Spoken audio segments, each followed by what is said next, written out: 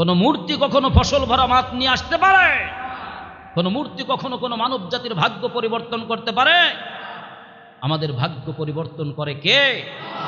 আমাদের ফসল ভরা এই মাঠ ভরা ফসল কে দেয়? আল্লাহ। আবার কিছু নেতৃবৃন্দ তাদের কয়টা ভোট পাওয়ার জন্য বলবে এবার মা দুর্গা ফসল ভরা মাঠ নিয়ে আমাদের দেশে হাজির হয়েছে। এই কথাগুলো মনে আমি নতুন বললাম, ইতিপূর্বে আপনারা শোনেন না এই সব কথাগুলো। যখন বলবে মা দুর্গা ফসল ভরা মাঠ নিয়ে এবার এসেছে, তার ঈমান আছে? কথা বলে না, তার ঈমান আছে? কোন মূর্তি কখনো ফসল ভরা মাঠ নিয়ে আসতে পারে? কোন মূর্তি কখনো কোনো মানব জাতির ভাগ্য পরিবর্তন করতে পারে? আমাদের ভাগ্য পরিবর্তন করে কে? আমাদের ফসল ভরা এই মাঠ ভরা ফসল কে দেয়? আল্লাহ। এটাই আমাদের ঈমান। সুতরাং যারা বলবে ওইখানে যে সামান্য দুনিয়ার সামান্য স্বার্থ, আচ্ছা বলেন তো কয়েকটা ভোট পাওয়ার জন্য আল্লাহ তাআলার সাথে শিরিক করা জায়েজ হবে? জায়েজ হবে? কখনোই সম্ভব নয়।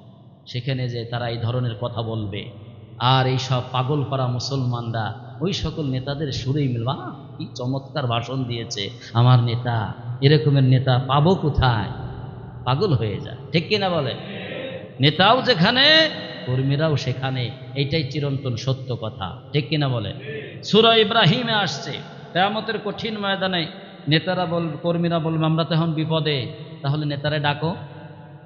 নেতারে ডাকবে, বলছে যে আমরা তো বিপদে পড়ে গেছি, আমাদের প্রশ্নের সম্মুখীন, এখন আমরা জাহান্নামে, আপনি কি করেন, আপনি বাঁচান। বলছে আমি কি তোমাকে কোরআন দিয়ে ডেকেছি? আমি কি আল্লাহর কিতাব দিয়ে তোমাকে ডাকছি? কোনো রেফারেন্স দিয়েছিলাম যে আমি এই কোরআনের দলিল দিয়ে ডাকতেছি, তুমি আমার সাথে আসো, বলেছি কোনোদিন? তখন কর্মীরা বলে না, তা কেন এসেছো? ফালা তালুমুনি ওয়ালুমু আনফুসাকুম, খালি বলছো চলে আসো, আমরা আমাদের আদর্শ বাস্তবায়ন করেই ছাড়বো। আর সাথে সাথে লক্ষ জনগণ পাগল পাড়া পঙ্গপালের মতো এই সব দাড়ি চাচা, সব বেনামাজি মদখোর জুয়াখোর এই নেতার পিছনে পঙ্গপালের মতো ছুটে চলেছিল, ঠিক কিনা? কোরআনের কথা এগুলো। এই বিষয়ে আমি আরো আলোচনা করব, ডিটেলস আলোচনা করবো, কিন্তু আজকে একটু ধারণা দিলাম। সেখানে যখন নেতারা বলবে আমরা তো কোরআন দিয়ে ডাকি নাই, সুতরাং আমরাও জাহান্নামী, তখন নেতাও জাহান্নামী, কর্মীরাও কোথায়? জাহান্নামী।